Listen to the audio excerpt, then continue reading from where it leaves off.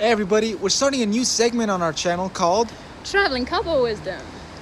Being on the road 24/7, you can start getting at each other's throat. So we wanted to see if this was normal or just us, and we started asking couples for advice. If you're currently traveling or if you will travel with your significant other, we hope this advice can help you. Welcome back to Toward a Better Us. Today we have... I'm Kim. And I'm Ashton. And what do you guys do? Just give us a little introduction. So while traveling, I was able to teach English as a second language to students in China through VIP Kid, which your viewers probably are aware of it because you also do that. Yeah, and so I work for the government of Canada at Environment and Climate Change.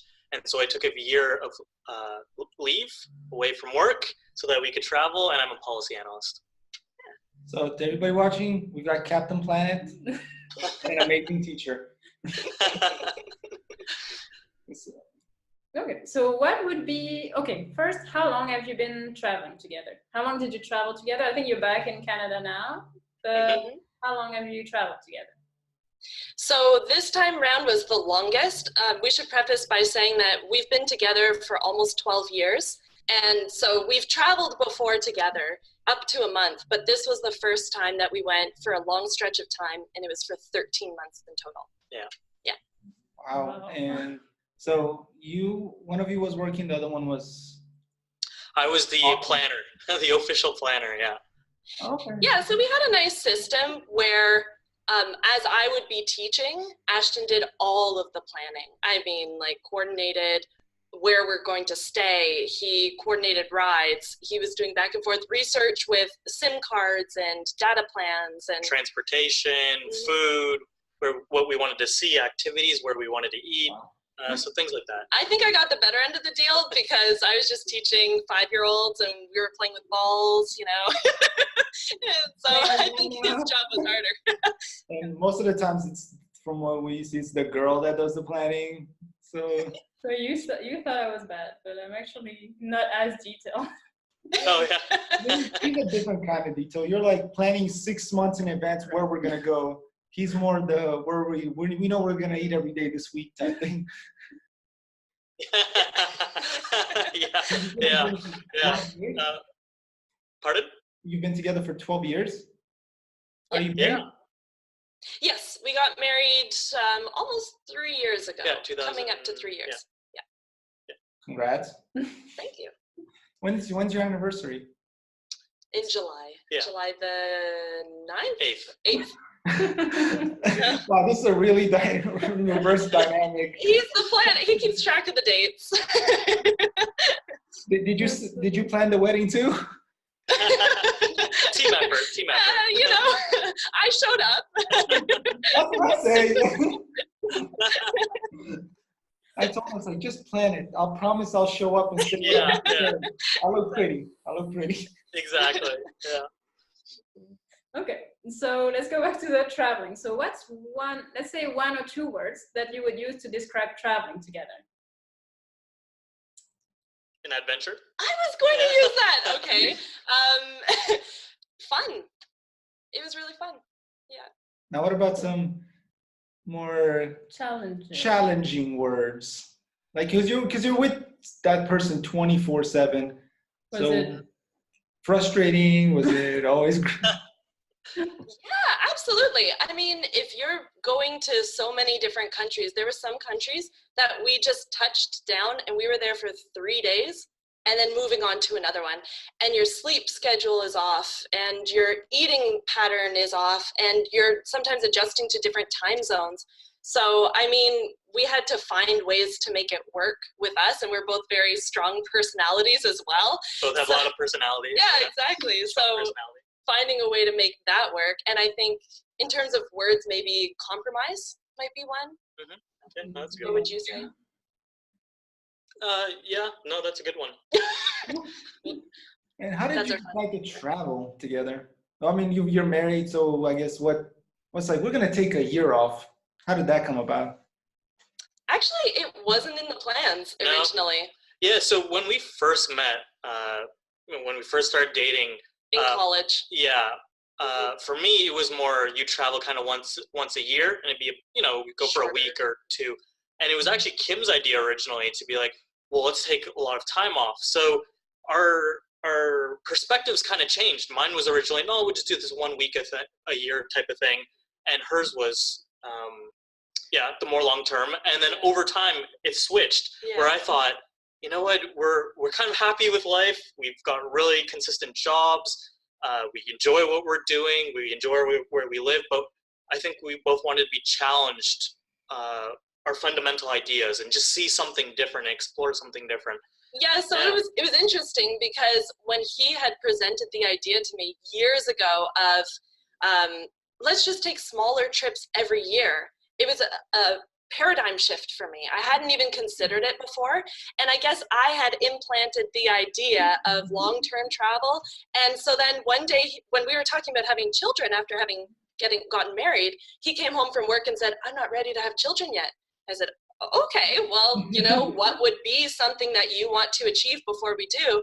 And he said, let's travel for a year. I said, okay, let's do it. I mean, I work for a job that's portable, so it just made sense. Yeah, and so with my work, once in your career, you can take unpaid leave. And so I said, you know what, I've spoken with a lot of people at the office, and it's a kind of an opportunity missed for some people, or they decide to push it off and then don't use it. And we thought, we're in a good spot right now. Let's try it. Yeah. Because after you have kids, then you can't justify the cost, right? So that might as well do it now. Yeah. Wow, that's an interesting story. I like it. Yeah. Cool. So how did you come up with that idea? So you said that him, sorry, right, Ashton. So how did you all of a sudden you had that change? I guess a change in your mindset, I guess? Yeah, so I mean, originally, like I said, it was because of Kim, but I think it was also, we kind of, like we said, we kind of travel a place once a year, but there were some countries that we really wanted to visit that are maybe more difficult to travel with kids. Not impossible, but just really challenging. Some places where, it's a little more dangerous and there are a lot more things at play. And so, again, also with my policy background, I liked being challenged. Ideas, for example, about transportation, how we do things in Canada versus how other countries, other cities, how they go about their urban planning. And so it's something we both thought about and thought, let's explore these ideas a bit more. It originally started out as Asia, because I had never been to Asia before. He had traveled when you were 16? Yeah, to China on an exchange. Yeah. So it was originally going to be a year just in Asia, but then it was, we can go snowboarding in the Alps, and we can see Peru, and we can go Machu Picchu and all of these things. And then it just became this massive list that we had to, eliminate as we went. Exactly, you can't achieve all of them. Some of them we added along the way, some of them we removed. But that's how we ended up there. Yeah, again, the Himalayas, something we both wanted to see. So we thought, it's a good time right now. Yeah. Oh. Would you say you enjoy more fast-paced travel or slow-paced travel? Good question. I think we did a bit of both.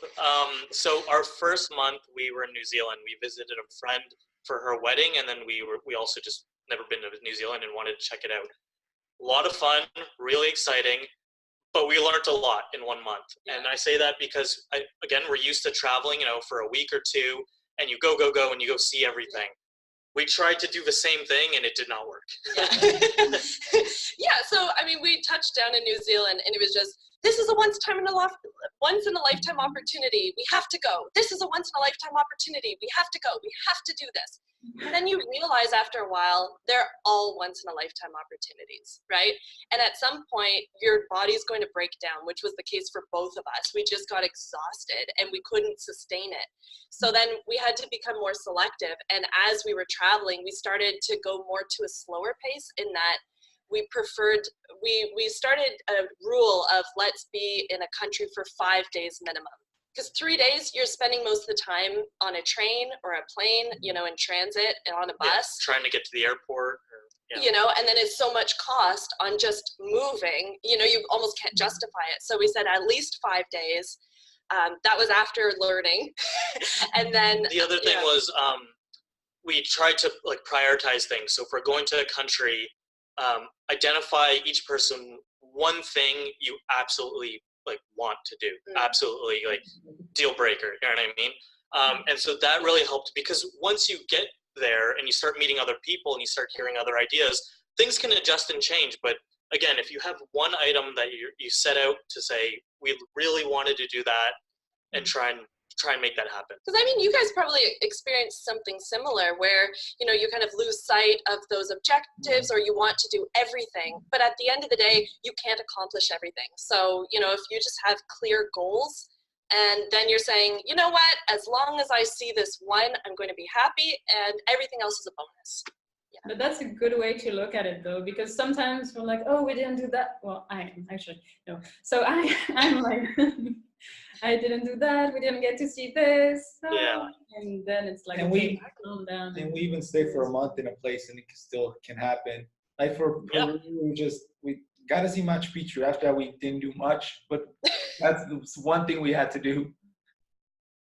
Yeah, and you can get caught up in kind of living in that new place and trying to become like a local almost, right? Also, the weather can change things. So you identify one thing and then it rains. And sometimes you only have you only designated one day for that, and you have to readjust. So things come up in Peru. This one actually got incredibly sick and ended up in the hospital for 2 days. Yeah, with an IV. I mean, I had a stomach infection. It was bad. Yeah. Yeah. So, I mean, it'll completely change your plans. Where was that? Where in Peru? Cusco? So we think we got it in I think I got it in Lima. So it must have been something I ate. We were having a lot of ceviche, which we really enjoy. But it could have been that, or maybe I did go to a beer place. So it could have been maybe the beer with the water. It could have been that. So anyways, I started having the symptoms, but we had Machu Picchu up next. So I did the hike and everything. So he's like suffering through this as we're hiking, and there are 60-year-old Europeans passing him going, you can do it, Ashton, come on! You know, wheezing and huffing and puffing, and this guy's dying over here.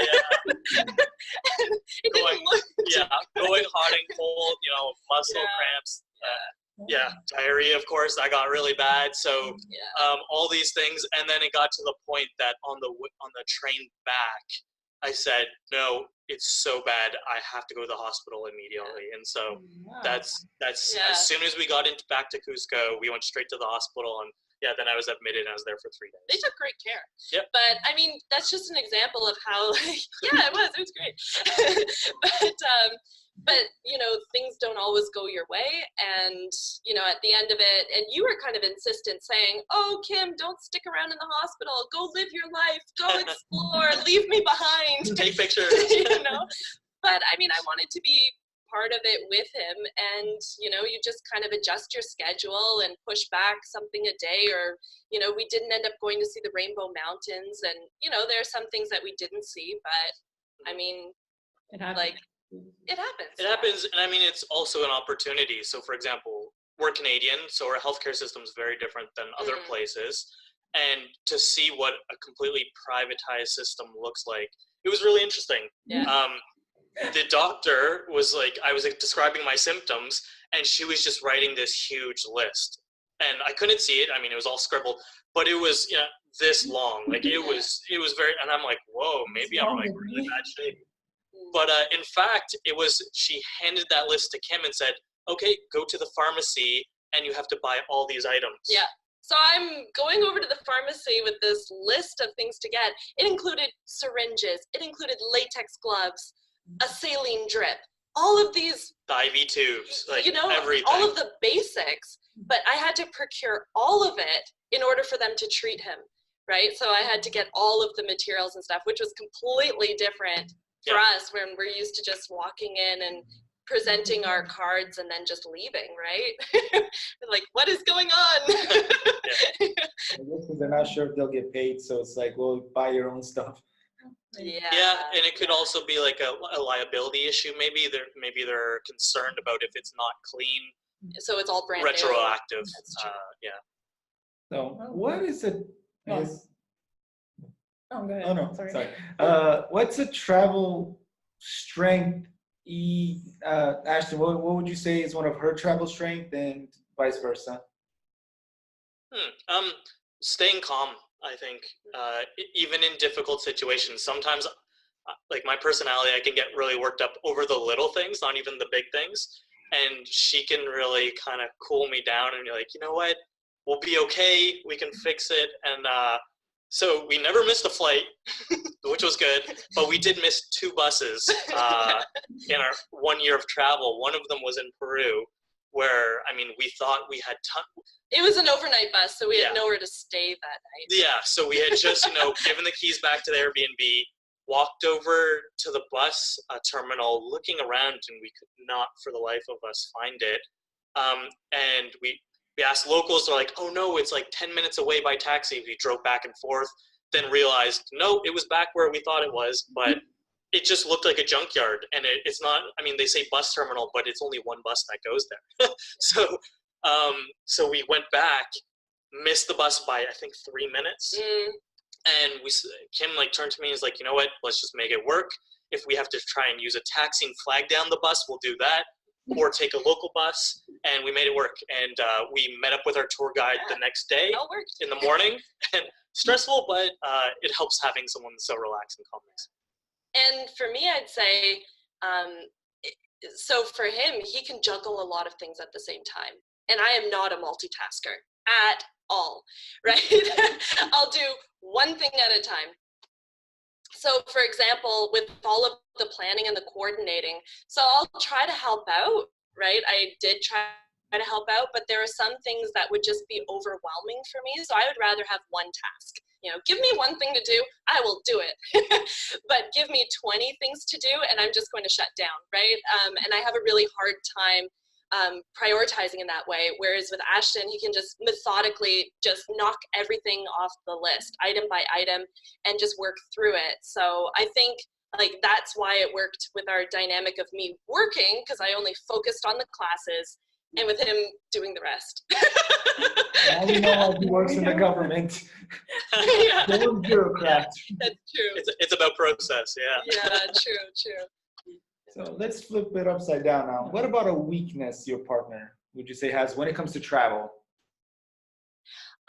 This one gets hangry. So to counteract this, I always had to pack snacks with me. So if we would go to a new country, we'd hit up the grocery store and it was, okay, let's buy some snacks. And if we're, spending 10 hours walking around sightseeing or something, and maybe you don't see a restaurant and you push through an extra hour or 2 hours, then that can be really hard on the body, and it can try your patience, especially if it's hot and humid and you're just kind of aggravated all around. So it always helped to have food, just to make sure that granola bars or anything. Something. Yeah, because when my energy drops, it drops. Yeah. For Kim, I think she kind of mentioned it already, like that feeling of being overwhelmed, especially sometimes with deadlines, like hard deadlines of something. And so for me, I think I try and just say, you know what, yeah, it's a deadline, but if we don't make it, we don't make it, and we will readjust accordingly, and that's okay. Yeah, because I'll get really anxious. I'll fixate on a time, and I'll get so anxious about it that it actually prevents me from moving forward. And so, you've been really great about just removing that pressure altogether and saying, we don't have to do it. Anything is a bonus. Let's just remove that pressure altogether. Life will move on. We'll be fine. Yeah. And that was really helpful. Yeah. So you really do complement each other well. Yeah.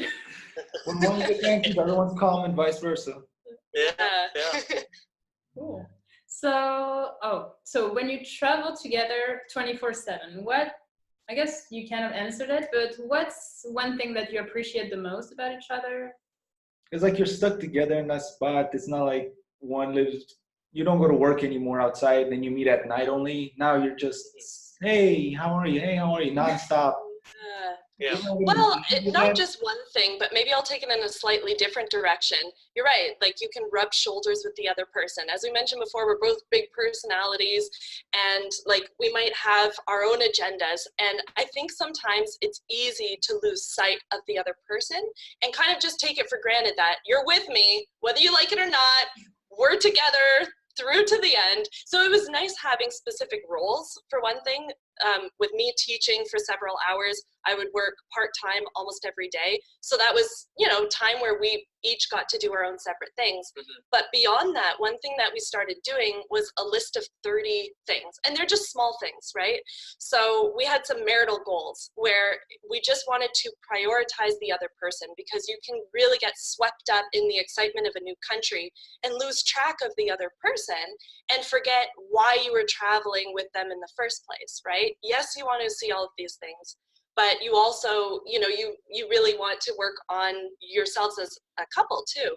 So our list of 30 was, we would write down 30 things in the month that we can do for the other person. And just like small things. So it's one thing a day. And that way we have like small homework. And I mean, it could be something as simple as make Ashton laugh today, right? So then I wake up in the morning thinking, how can I make him laugh today? Maybe I'll look up a joke, or maybe I'll look up a funny YouTube video, or maybe, you know, something. And it's just a way of changing the mindset of, you know, what can I do for that other person? Just one thing. And that way you're prioritizing that person. Yeah. So would you say this year of being together 24/7 has helped your relationship or hurt it? I mean, overall, I think it helped, definitely. Yeah. I think being in such tricky situations and looking at the other person getting through them all really well, that helps. And so you can always reflect back on something like that and be like, remember that time where we were stuck in Berlin and we missed that bus, and, you know, we figured it out. And if we could figure that out, this will be, you know, a cakewalk. We've done it before. I think it definitely helped, because leading up to this, as we mentioned before, we've been together for almost 12 years now. So we've had very different schedules. And for example, leading up to our wedding, we hardly saw each other because I was working extremely early mornings, going to bed very early, like between 5 and 6 p.m. when he was coming home. So we hardly saw each other. And, you know, it's easy when you're working all the time and you're just making money that the person almost becomes just a roommate, you know, instead of your partner. And so I thought it was really nice to be traveling and like re-exploring the other person. And even though we knew each other so well from the past, you know, you still are evolving and changing your ideologies as you're going and trying different countries and things, right? Yep. Yeah. And even, I think, smaller things. So identifying little activities people like to do. So for Kim, social media is something new for her, and she was learning about Instagram. And so like adjusting to, okay, let's go do something or having social media breaks. So instead of sometimes people just looking down at their phone like this, they'll be like, hey, can we get, you know, a few minutes social media break? We both go on our phones, do our thing. So the other person's not kind of waiting for the other person. You kind of both do it, you both get off, and then you focus on each other. Yeah, just having that consideration. That's actually a lot of good advice, a lot of good couple advice. Now, what is one piece of advice or two pieces or as many pieces of advice you would give to a couple that's looking to be together 24/7 for the next year? Like, that way they don't suffocate each other. That's a really good question. It's not what we prepared. That's a good question. Yeah, no, that's a good question. I think open communication. I mean, relationships, that's the fundamental. And so knowing what the other person's thinking, how they're feeling, what they'd like to do or not do, those things, it sets expectations. And so if you always are clearly communicating, actively listening, and then, you know, speaking what you're feeling, that goes a long way, and just being patient with it. But I think it might also be playing to the other person's strengths, right? So communication, people throw around this word all the time. Communicate, but what does that really mean? Because teacher, right? There are so many different learning styles. So if he tells me, oh, this game is on Saturday and it's so important to me, and it's a week ahead, I might forget it entirely. But for me, I like to see a calendar view. I'm very visual. So I mean, if it's written down and it's scheduled in and I can see it, I can understand it, it'll, commit it to memory. So I think it's just understanding how the other person communicates, right? When people throw around that word, like, is it through writing? Is it through schedules? Is it through verbal? Is it through writing a list? Is it, what does it mean to communicate for that person, and trying to meet the other person in that way?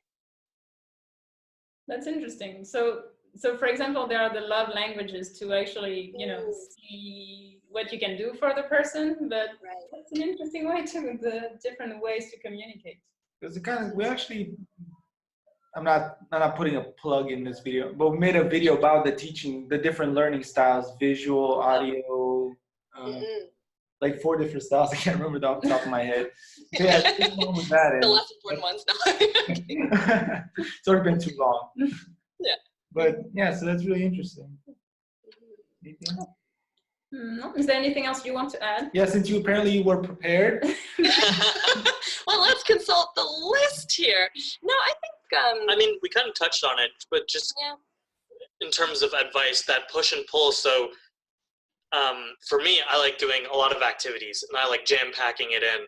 For Kim, she likes a bit more routine, and she likes structure, and maybe one activity a day. So finding that balance, and there's different ways of doing that. That could be maybe one day it's busier, and one day it's a relaxing day, or one item a day. It also depends on, again, weather. It depends on activities. It depends on cost. I mean, all those things factor in, but trying to adjust the game plan as it goes. Yeah, and just identifying, what's important to that other person. So even spending money, right? That's a big source of contention with a lot of couples, where, do they have a shared bank account? Do they not? How are they spending the money? What are they spending it on? Tracking the finances, that can be really, really challenging.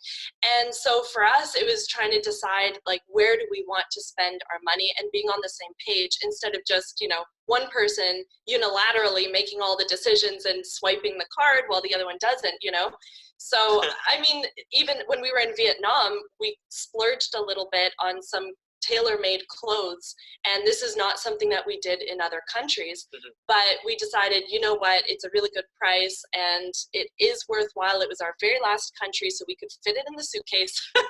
And we decided this is something that we do want to splurge on, but we never were impulsive. We never made a decision right then and there. We'd always consult one another to see, how do we want to spend our money, and what's really important. Yeah, and so even with the store, we went in the store, took some time, thought about it, left the store, then had a real discussion about it, and then made a decision, and then went back to the store. Perfect. Yeah. So yeah, you guys have given great examples of communication. I think people are really gonna take these to heart. Hopefully, better relationship. I didn't know we were in competition with other couples, but I'll take the win.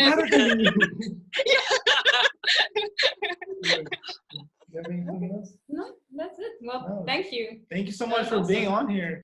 So before we close it up, do you have a social media, Instagram, YouTube, anything you'd like people to know where they can find you? I do. So we started an account for this lovely dinosaur. You can see there too. Just in case one gets lost on the road. But we have a contingency. We would never do that.